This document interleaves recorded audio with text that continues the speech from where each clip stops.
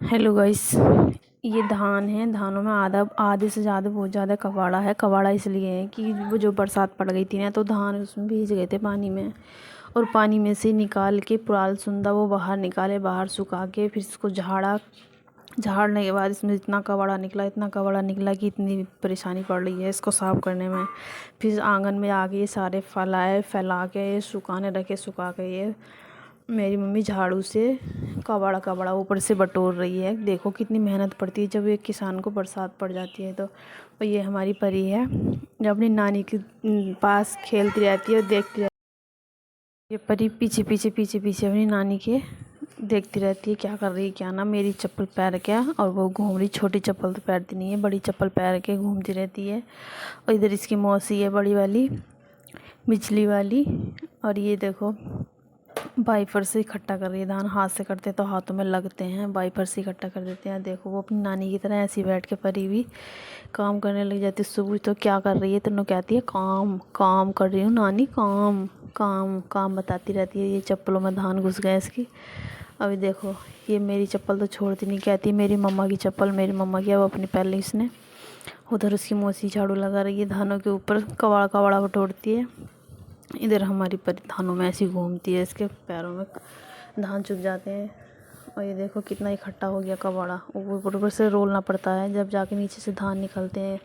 कहने के लिए तो बोल देते हैं, कोई भी किसान का कैसे काम होता है, धान निकलते हैं, ये निकलता है वो निकलता है, पर मेहनत को नहीं देखता कोई। मेहनत कितनी होती है इसमें। देखो एक एक करके ऐसे धान बटोरे जाते हैं, बहुत ज़्यादा मेहनत करनी पड़ती है। और ये वाइफर से बटोर रही है। और ये इसकी नानी उधर कबाड़ा हटाया उसने। पहले कबाड़ा हटा के फिर धान इकट्ठे करे। धान इकट्ठे करने के बाद उसको फिर बरसाया जाता है। बरसा के तब जाके कट्टे में भर के तब खाए जाते हैं ये धान चावल।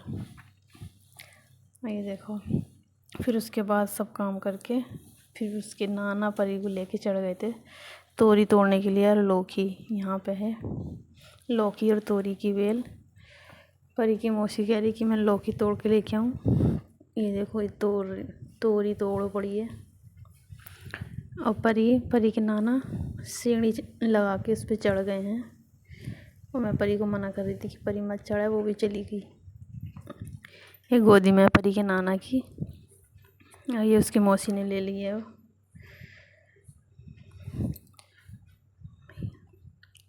ये बेल शहर में फैल गई थी, बहुत ज़्यादा बेल फैल गई थी, बंदरों ने तोड़ दी। ये कह रही है कि लो पकड़ो पकड़ो। और परी को देख रही हूँ मैं कि गिर ना जा। तोरी तोड़ के घर लिया, घर ला के उसने रख दी खाट पे।